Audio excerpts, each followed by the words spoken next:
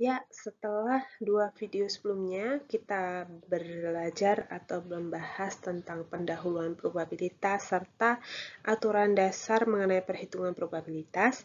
Sekarang kita bersama-sama akan belajar mengenai distribusi probabilitas, ya. Nah, sebenarnya teori probabilitas yang kita pelajari itu akan sangat membantu dalam proses analisis statistik secara inferensial, ya. Nah, statistik inferensial itu akan menggunakan teori probabilitas khususnya dalam membuat anggapan-anggapan mengenai sifat-sifat populasi berdasarkan data yang dicatat dari sampel yang kita ambil. Ya, estimasi yang biasanya digunakan berupa penggunaan distribusi probabilitas, yaitu hubungan antara variabel-variabel tertentu dan juga probabilitas kejadiannya.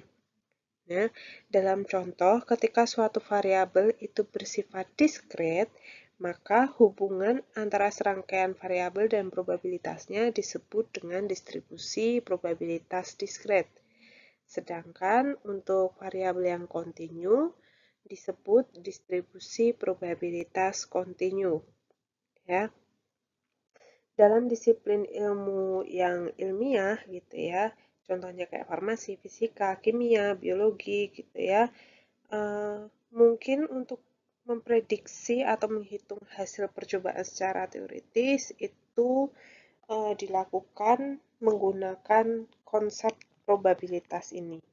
Ya, sebagai contoh misalnya kayak di ilmu rekayasa biologi gitu ya atau rekayasa kefarmasian gitu ya, kita bisa menghitung probabilitas untuk sifat genetik tertentu. Itu dilakukan dengan teori probabilitas ini ya. Jika misalnya hasil percobaan itu berbeda dengan distribusi yang diharapkan, maka bisa disimpulkan bahwa hipotesis atau anggapan awalnya itu tidak tepat. Nah, itu hanya sebagian atau sebagai gambaran umum dulu ya. Detailnya besok akan dibahas kalau kita sudah masuk ke topik tentang inferensial.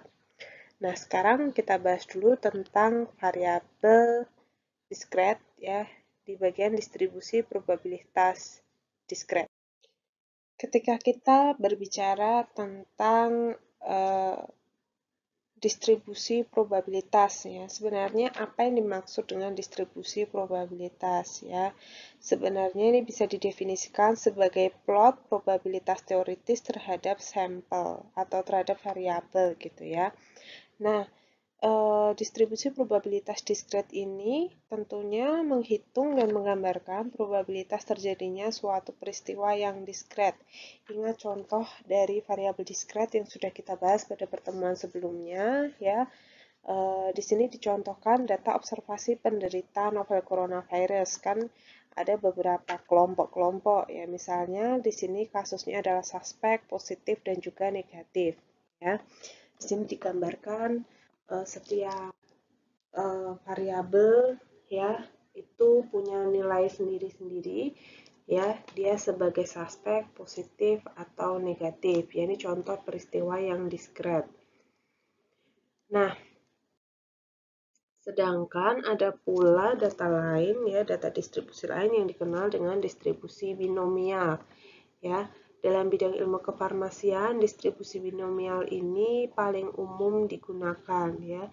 Distribusi ini digunakan ketika hasil dari suatu peristiwa hanya terdiri dari dua kategori ya. Contohnya misalnya apakah suatu obat itu bisa memberikan efek positif atau negatif terhadap penyakit tertentu, misalnya apakah antibiotik itu bisa membunuh bakteri atau tidak. Jadi hanya ada dua kategori, membunuh atau tidak, efektif atau tidak. Ya, misalnya kemudian hasil kontrol kualitas produk apakah lulus atau tidak, memenuhi syarat atau tidak, jenis kelamin apakah pria atau wanita ya, misalnya kayak gitu ya. Atau misalnya prevalensi penyakit ada atau tidak, obatnya manjur atau tidak gitu ya. Nah, kita harus ingat bahwa nilai probabilitas itu jika ditotal jumlahnya selalu 1. Ya, ini perlu ingat kembali ya, terutama pada aturan perhitungan probabilitas yang sudah kita bahas sebelumnya. Nah, yang perlu diperhatikan juga bahwa setiap percobaan yang dilakukan itu juga harus bebas. Dalam arti, setiap satu percobaan itu tidak mempengaruhi peristiwa-peristiwa selanjutnya atau peristiwa yang lain, ya. Nah, dalam menghasilkan distribusi binomial, proporsi pengamatan atau individual bisa juga dalam satu kategori itu dianggap sebagai P, sehingga proporsi pengamatan yang lain adalah 1 minus P, yaitu Q. Ya. Nah, sekali lagi diingat bahwa jumlah P sebagai probabilitas adalah 1. Nah, tadi yang saya sampaikan dalam distribusi binomial karena ada dua peristiwa atau dua pilihan hasil tadi ya, ada dua data, dua peristiwa, namanya P berarti 2. Nah, di sini digambarkan peristiwa pertama sebagai P kecil, peristiwa kedua sebagai Q kecil ya, probabilitas peristiwa 1 dan probabilitas peristiwa 2 ya. Kemudian N sebagai jumlah observasi atau percobaan ya. Saya rasa teman-teman harus kembali mengingat tentang rumus probabilitas seperti apa. Nah, di sini sebagai contoh ya akan dilakukan kontrol kualitas terhadap sediaan tablet. Diketahui probabilitas tablet yang lulus uji itu adalah 0,95 dan yang tidak lulus uji adalah atau cacat adalah 0,05. Di sini kebetulan didefinisikan saya nulisnya kebalik ya. P-nya adalah cacat, Q-nya adalah yang lulus ya. P sebagai peristiwa 1, Q sebagai peristiwa 2. Ya. Nah, di sini misalnya kita hanya akan mengambil 2 sampel tablet. Ya, maka dari 2 sampel yang kita ambil itu akan ada 4 kemungkinan hasil. Kemungkinan hasil yang pertama adalah kita akan mendapatkan 2 tablet semuanya cacat. Ya. Maka kalau ingat aturan perhitungan probabilitas, kalau dan ya peristiwa 1 dan peristiwa 1, maka kita menghitungnya adalah probabilitas yang peristiwa 1 dikali probabilitas peristiwa 1, sehingga P dikali P atau P kuadrat. Ya, diperoleh nilai ini. Tadi probabilitas P adalah 0,05, sehingga kalau P kuadrat ya 0,05 kuadrat. Sedangkan kalau misalnya 2 tablet yang kita ambil sama-sama lulus, maka peristiwanya di situ adalah Q. Ya, Q dikali Q, maka Q kuadrat yaitu 0,95 kuadrat. Maka probabilitas untuk munculnya 2 tablet lulus adalah 0,9025. Ya.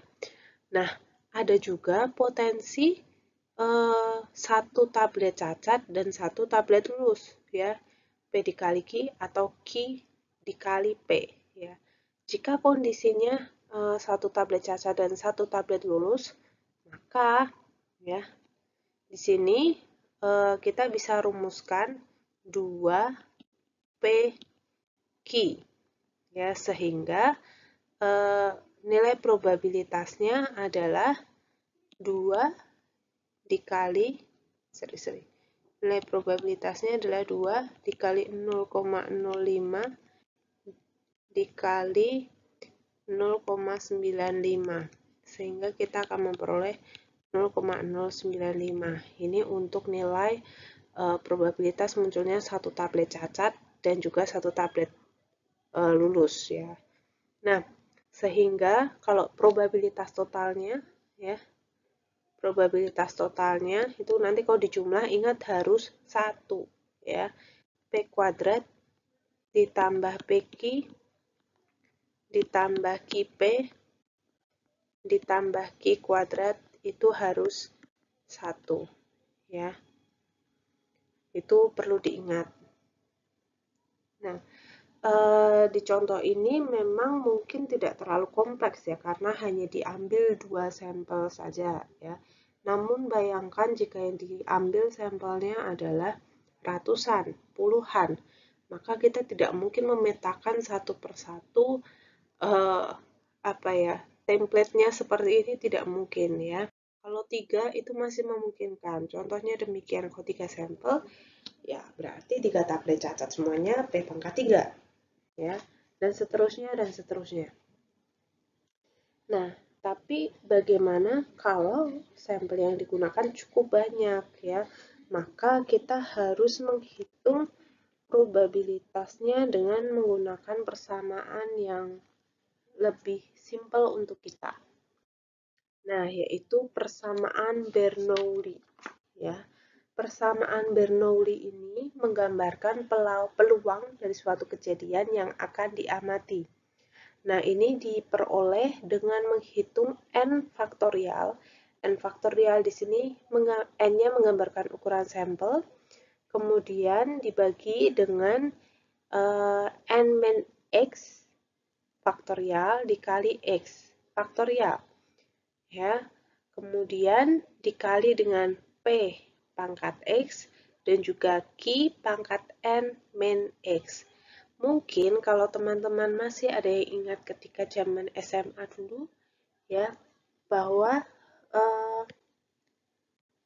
N faktorial per N min X faktorial kali X faktorial itu merupakan rumus kombinasi ya. Mungkin kalau ingat dulu ada permutasi, ada kombinasi gitu ya. Ini merupakan rumus kombinasi ya yang NCR itu ya. NCR. Jadi X di situ sama dengan R ya. Kalau masih ada yang belum paham tentang kombinasi permutasi, tolong dibuka lagi materi zaman SMA. Oke. Dalam hal ini menggunakan kalkulator juga boleh ya. Menghitung n faktorial pakai kalkulator boleh ya. Nah, kemudian P di situ merupakan peluang peristiwa P dan Q merupakan peluang peristiwa dari Q ya. Nah, yang perlu teman-teman ingat bahwa jumlah sampel itu bisa berpengaruh pada nilai probabilitas dari munculnya suatu peristiwa ya. Semakin besar suatu sampel, maka distribusi dari datanya akan menjadi lebih normal ya. Jadi dalam hal ini kita selalu menginginkan data yang distribusinya baik ya. Data yang distribusinya baik itu bentuknya menyerupai lonceng. Contohnya di situ kalau teman-teman melihat ada gambar A sampai F gitu ya. Semakin besar jumlah sampelnya, maka kita lihat distribusinya akan relatif lebih baik gitu ya.